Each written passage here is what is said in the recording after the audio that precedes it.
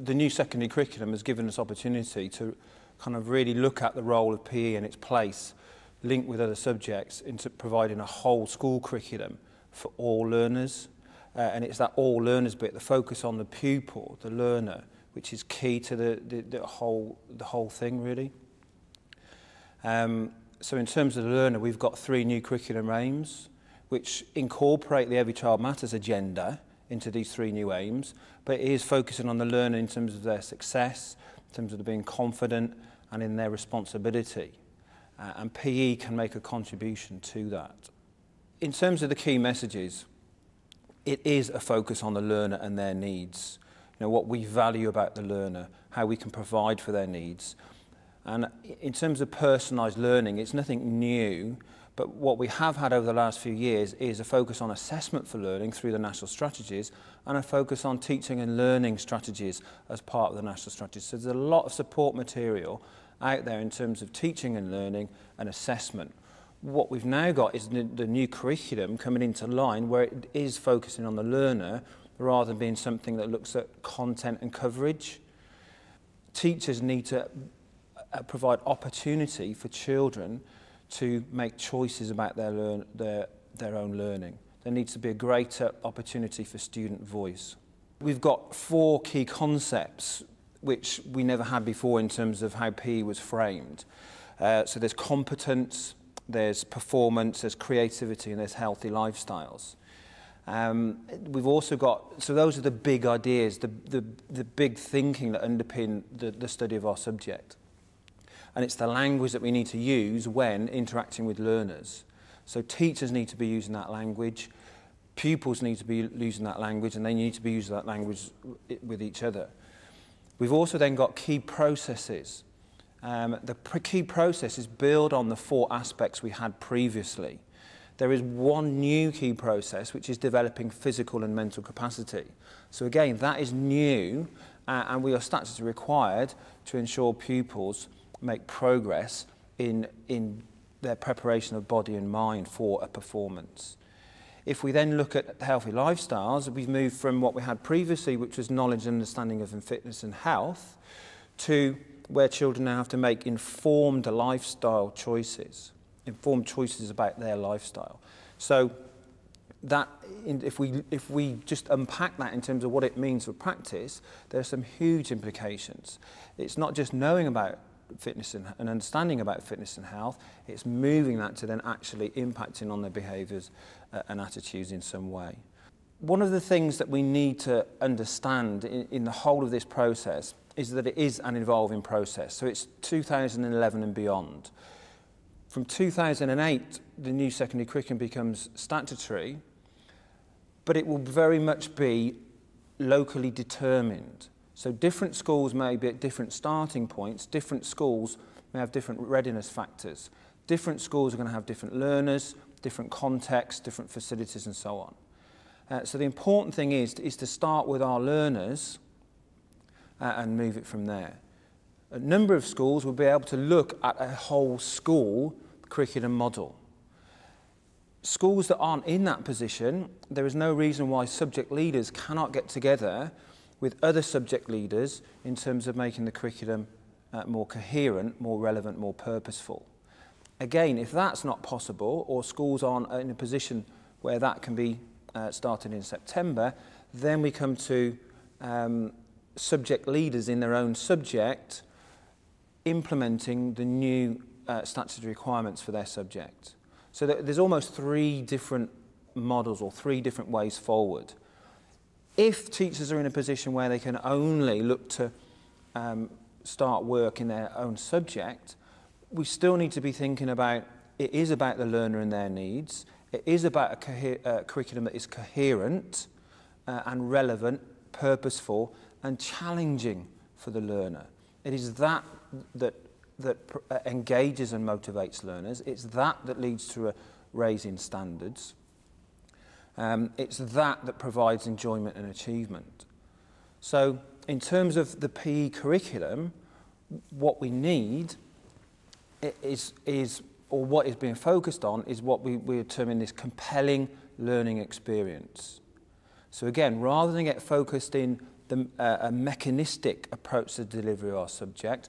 We're looking to provide experiences and opportunities in PE that really are compelling, so that if learners didn't have to turn up at PE, didn't have to line up in the corridor outside our PE changing rooms, how many actually would turn up?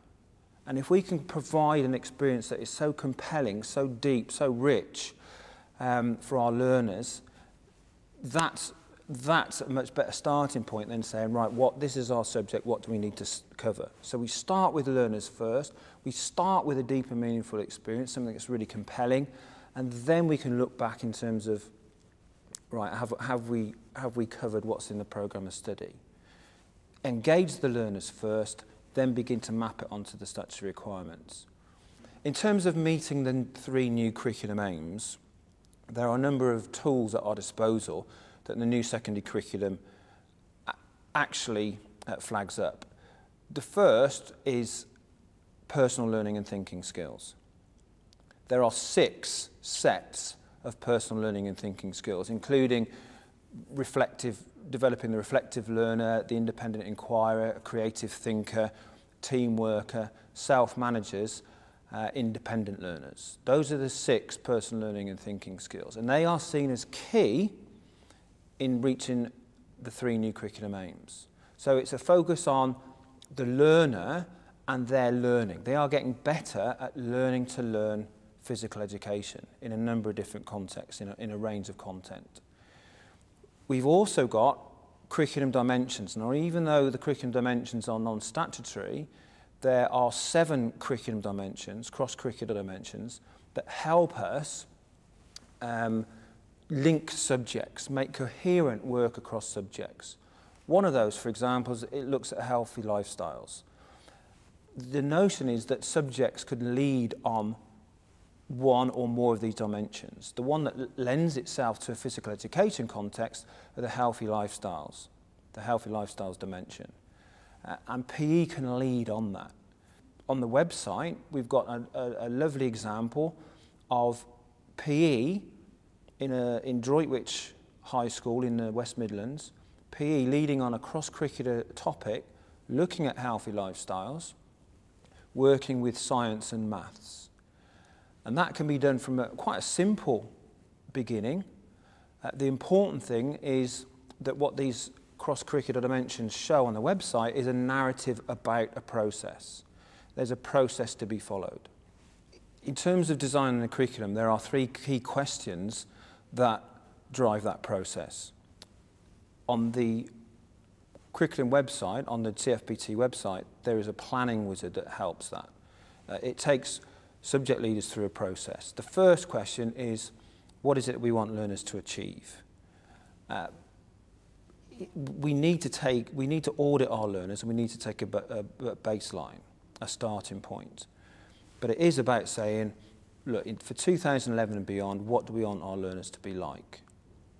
And that helps us stand back and have a re-look, a rethink about our subject and how it's organised. The second question links into that then, is that if that's what we want to achieve, it's how do we organise learning around that? And there are a number of different ways that we can do that. Not only the range of content, meeting learners' needs and giving learners choice in that, but also the timetable and the way that is designed and the way that is organised. And that might be through extended periods of learning, either a morning or an afternoon or a flexible day, or even a flexible week, which allows opportunity for us to cover aspects of physical education that we couldn't cover in a 25 times 1 hour timetable. It allows us to either extend a concept beyond the 40-minute learning time that we've got after change in time, and provide opportunity that wasn't there before. The third question, how do we know we've achieved what we set out to? How do we know learners have achieved? We have a number of things to help us. First of all, the levels 4 to 8 plus the exceptional performance level have been revised to reflect the changes to the programme of study, i.e. the 5 key processes. And we can use that to help monitor progress, but it's also looking back at the curriculum 3 new aims about successful learners, confident individuals and responsible citizens. It's looking at evidence that that has been achieved as well. With the opportunity that the new secondary curriculum provides comes responsibility. And subject leaders are called subject leaders because it is about them leading on the subject. It is about them leading in physical education, about leading and managing the curriculum. And there are processes that guide them in that leading and managing of the subject. The curriculum is less prescriptive. We're moving from a period where this is physical education, these are the activities and these are what we are statutorily required to teach, to leading and managing a curriculum that is going to be designed around learners' needs. And there's a great responsibility on subject leaders to ensure that happens and to ensure it happens effectively for all learners.